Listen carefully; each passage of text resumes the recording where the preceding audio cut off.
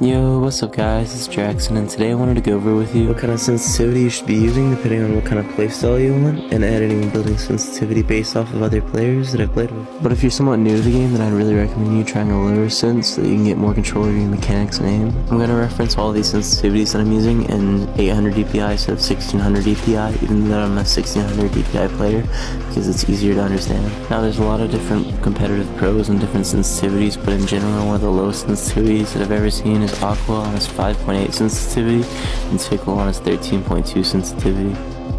And a good way to test right now to see if your sensitivity is too high or too low is to try to put your mouse on the edge of your mouse pad and move it to the opposite side of your mouse pad and see if you can make one full rotation or just the room that you normally are comfortable with actually using.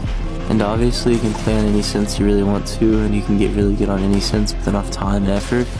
But overall, a higher sense can give you faster mechanics and even faster shots, but a lower sense can give you better aim, better control over your mechanics.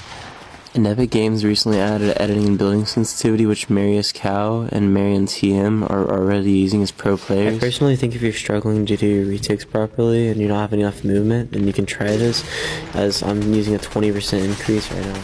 Most players have also been telling me that your muscle memory gets affected whenever you change your sensitivity, which actually isn't very true. Over the course of a few days, you can get your mechs and aim back to where it was before, unless you're changing your wrist to arm movement, which is how much you're actually moving your arm on your mouse pad whenever you're playing. I'd also say it's the same thing whenever you change your mouse or keyboard, or your keyboard angle whenever you're playing. Also, another way to find your sensitivity is to actually try out a much higher and much lower sensitivity depending on what you're actually looking for.